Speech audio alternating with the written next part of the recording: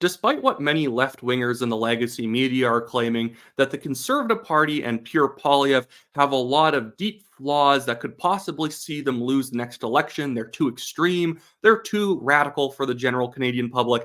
It's not true at all. They're trying to spin a comeback narrative for Justin Trudeau and the Liberals, hoping that if they push it hard enough, that the race is going to close up and that Justin Trudeau actually has a chance of winning the next election. It's not going to happen.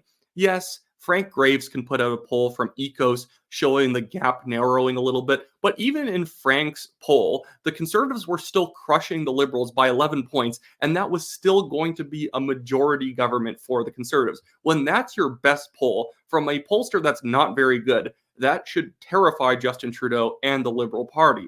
The vast majority of other pollsters are showing the Conservatives not just winning by like 15 points or 16 points, which would be a very comfortable majority.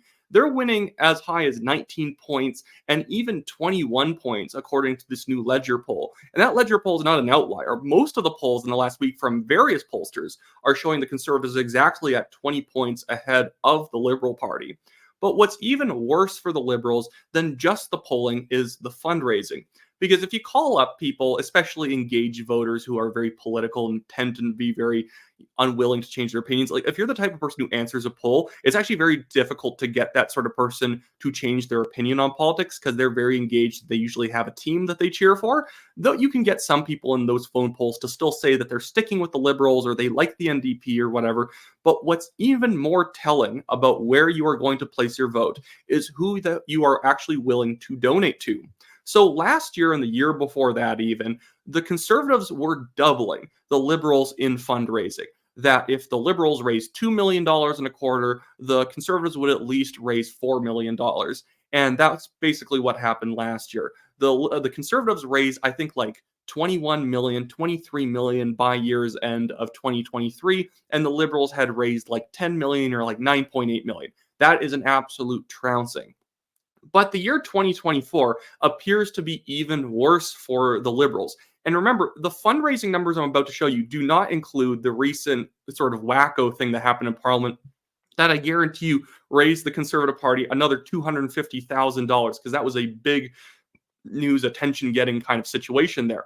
In the first quarter of 2024, the Conservative Party tripled the fundraising numbers of the Liberals. They raised $10.7 million and the Liberals raised $3.09 million. That is absolutely disgusting. That should be illegal to be able to raise that much money. Not actually, but it is really sort of indicative of who is going to actually show up and vote. Because there's a difference between saying that you're going to vote Liberal on the phone and actually showing up on election day to vote Liberal.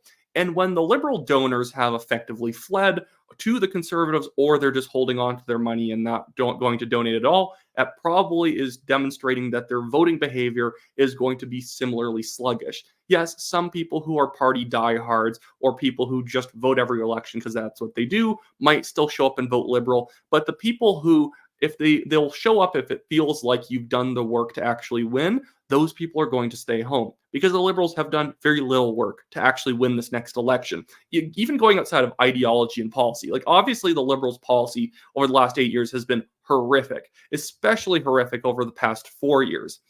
But the Liberals right now, the problem that they have is that all of their media, all of their advertising, all of their messaging against the Conservatives or in favor of themselves is just whiny. Nobody's going to show up for whiners. Justin Trudeau is an absolute whiner, and I think the wacko situation recently demonstrated it. Even saying a lighthearted negative label about the Prime Minister was enough to get Greg Fergus, the Liberal speaker, to throw Pierre Poilievre out of the House of Commons. That is demonstrative of a party that doesn't know what it's doing. It just wants all the negative press, all the negative attention, all the negative words to stop. This is what's motivated the Liberals to pass Bill C-18, the Online News Act. They're supposedly trying to get journalists paid by saying that Facebook must pay the Global News, CTV, and CBC for their articles on their website or they can't host any Canadian news, when I think that the real motivation behind that was not to get anyone paid. It was just to almost try and extort Facebook for so much money that Facebook would refuse and block all news on Facebook because the Liberals just want everyone to shut up right now. No news is going in their favor, even most of the stuff from the legacy media, because the legacy media can't spin bad economic numbers or bad polling numbers. So even in their their best attempt to be as neutral as possible, the news is still horrible for the Liberal Party. And so the Liberals just passed Bill C-18 to hope that all the news would stop distributing and people would be less informed, and hopefully that would help them out. It hasn't, because people just went on to other social media news sources in order to get their news, and everything that they're hearing is still horrible. People who are watching television are still hearing horrible news from the Liberals.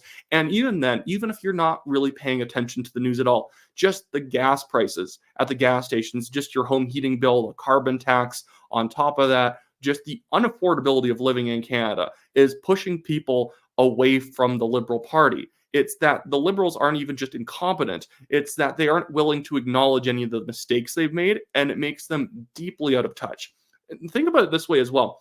The Conservatives are hitting fundraising records at a time when people don't have that much money to spend on politics. Right now, Canadians are struggling to get by financially, and there's still a large chunk of Canadians who are willing to give $400, $25, $1,000 to the Conservative Party so that they can smash the Liberals, get a massive supermajority. I know that there's no such thing as supermajority in Canada, but I mean in the sense that even if you had 10 defections, you can still easily pass legislation. They want the Conservatives to have a supermajority so that they can kill all of the current Liberal legislation, repeal it all, get rid of the regulations, lower taxes, cut government spending, because that's what Canadians want. The Liberals all day long can fearmonger about cuts, but all that's doing is threatening Canadians with a good time.